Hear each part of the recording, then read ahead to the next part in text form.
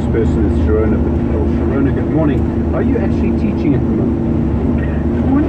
Yes, so we started with the academic program yesterday, well, last Monday. So yesterday, about 20,000 log in onto our online learning system with staff members, and over 22,000 people log into one online system. Classes are taking place and that learning is taking place for the majority of students. Is there any physical face-to-face teaching at all?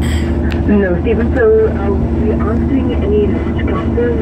The first 3 to 4 months during COVID, we already decided earlier this year to go online, particularly for those classes that needed online teaching and learning.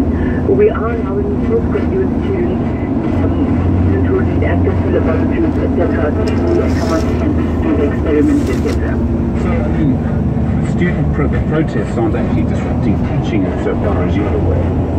The academic program has not been affected. We've got a new learning management system in place.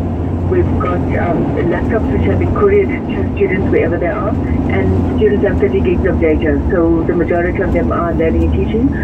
With the new learning management system, we can track how many people are online, how many are in a class, how many submit assignments, how many have watched the videos, we've posted presentations, etc. So that's quite useful. Right there, you have to raise your hand and say present. Look, it can't replace contact teaching, Stephen. I think, ideally we'd like to go back to a hybrid model, so where we use technology to supplement contact teaching. Okay, obviously there's much bigger. I mean, we were talking to a higher education, but I mean, you've gone with the institutions with the highest levels of historic debt. You obviously put a permanent to all of this, which can't just involve this university, right? But also involve government too. Absolutely, Stephen. So yes, we do make provision for annually, particularly in the last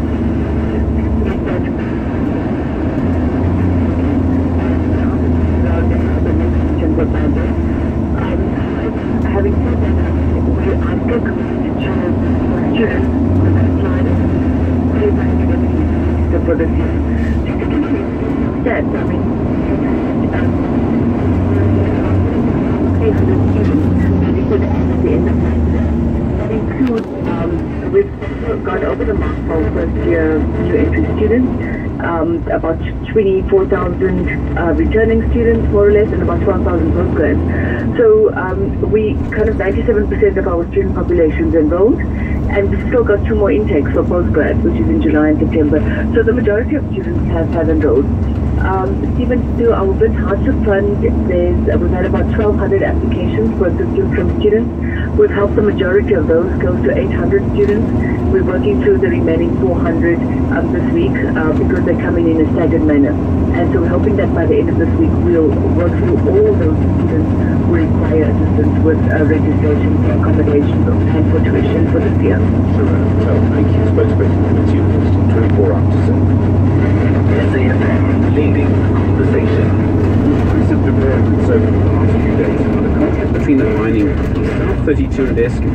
Yesterday, the Eskom CEO underrated that Eskom would try to increase the price of paying the mine for coal at the Duba power station. Coal moves from the mine to the power station on a conveyor belt, but the mine is making a loss on the current price. It wants to increase the price. Eskom says it will support that because it's impossible to transport coal any other way apart from the conveyor belt. In other words, to truck it in would be a lot more expensive. Yesterday, the energy analyst Chris Yellen said on this program that the Sunday Times newspaper has been wrong. Fairness and making sure that Eskom is getting the best possible price.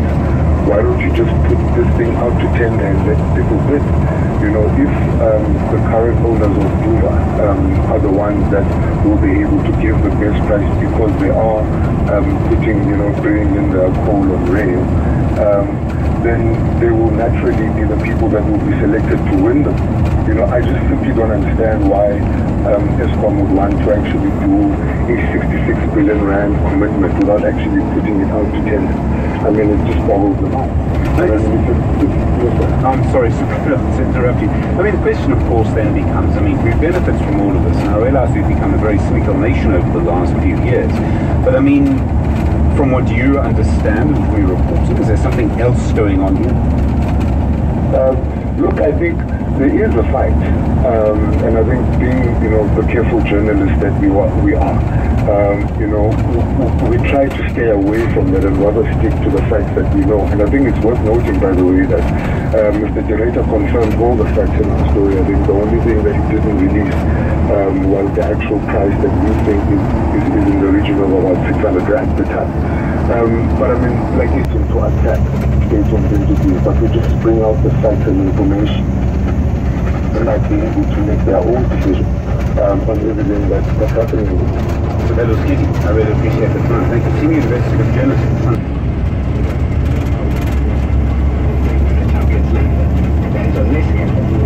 They are more messy in Barcelona forever than they were a couple of weeks ago. In tennis news, South Africa's Lloyd Harris digging deep. He fought a set down to beat Christopher O'Connell of Australia at the Dubai ATP tournament. Harris, who had to qualify for the tournament, won in 3 sets, 6-7, 6-4, 6-1. In a match that lasted until over 2 hours, he will next face the top seed Dominic Thiem. And finally, some news about Quinton de Kock. He's raring to go ahead of the Titans' 4-day game against the Lions today, taking place at the One. De Kock was recently relieved of the various national team captaincy positions, and this was due to him given a mental health break that saw him skip the T20 challenge that was won by the Lions. De Kock was also relieved of the limited overs captaincy that was replaced by Kemba Mabuma, while the temporary test leadership De Kock was given for the Sri Lanka and Pakistan test series have been passed on to Dean Elgar. More sports for you with headlines at the top of the hour for SFM. I'm Saika. Zai, thanks very much indeed. Good morning to you. Tuesday morning, you with SFM leading the conversation just after 7. In the headlines, the High Court in Pretoria is today set to hear a case in which EFF leader Julius Malema is applying to unseal the CR17 bank statement. Who funded Cyril Ramaphosa's ANC presidential campaign and whether his donors are benefiting from state contracts. The Supreme Court of Appeal in Bloemfontein will this morning hear former President Jacob Zuma's appeal relating to a December 2018 High Court order which set aside the state's decision to pay legal costs for his criminal prosecution. And it is likely to be tense at tertiary institutions today as students start to continue their protest action. More details at 8.